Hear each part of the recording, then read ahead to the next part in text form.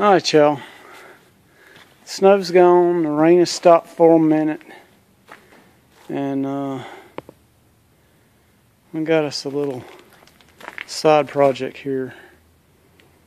A friend of mine named Kenneth, paint and body man by trade, has a 2001 GMC extended cab, and he's done a lot of work to it, customizing it and whatnot, and it's got a 5.3 in it. And he'd asked me a while back about what I thought about doing a 6-liter swap on it, and I was like, I think he ought to do it. And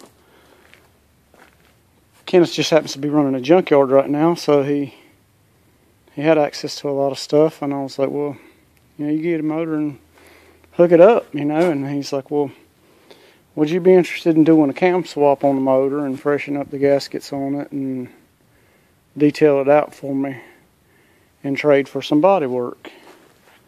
And so I said, of course. So we've got his motor, which we picked up right before it snowed, and hadn't been able really to do anything to it because I've been working 7 days and been busy, I don't know what, with work. So, but we're here today, and we're going to get started on it. And I don't know how much I'm going to show of it, because a lot of it, what I've done, I've done videos of before. But I wanted to show, the before, which is pretty cruddy. And then we're going to make it all pretty and put a cam in it, put some fresh gaskets on it, and get it ready for him to drop in his truck.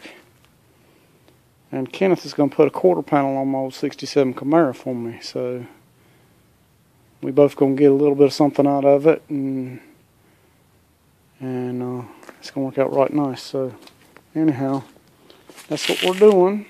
I'm sorry I hadn't had any good content for you lately, but like I said, I've been working. Hadn't really had time to mess with anything, and here I am with the first thing I've had to had time to mess with, and we're going to get to it, and I'll show you as we go. Alright, so we got the valve covers off, and man, this thing looks clean on the inside, which is a good sign. It's supposed to be a low mileage motor, so we'll see. But the cool part about these motors right here is all the fasteners are pretty much 8, 10, 13, 15, and 7. Well, yeah, I think there's some 17s on here too. But pretty easy to work with because it don't take a whole bunch of tools. Alright, we're going to get on with it. Alright, another interesting but unfortunate thing about these motors is I've never took one apart that didn't have a broke off exhaust manifold bolt in it. So this one's got that one, this one, and that one. So this one's going to be easy. These here we'll work on. Alright, so we got this one out. I told you it'd be easy. And then the other thing is, this plug right here looks right nice, so I feel very good about this motor. Alright, something else I like to do when I'm cleaning a motor up. You don't want to get any water or dirt or filth into the cylinders. And the easiest way to prevent that is if you put these spark plugs in and you take all the lash out the valves. So I've got all the rocker arms off, so all the valves should be shut. And I'm just going to tap each valve with a hammer just to make sure it's fully seated. Okay, so the valve being shut, if water gets in the intake or exhaust port, it's just in the port. It can't get in the cylinder. So you can actually wash the port out without getting anything in the cylinder. So I like to do that. And that kind of is accident prevention.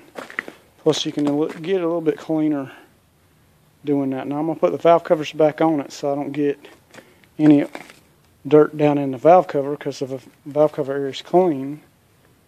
And we'll just be washing the outside of the motor, the inside of the exhaust port, and the inside of the intake port.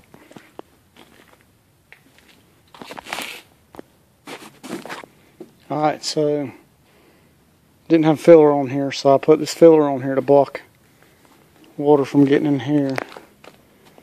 I got a piece of tubing with a bolt in it I'm going to stick over here.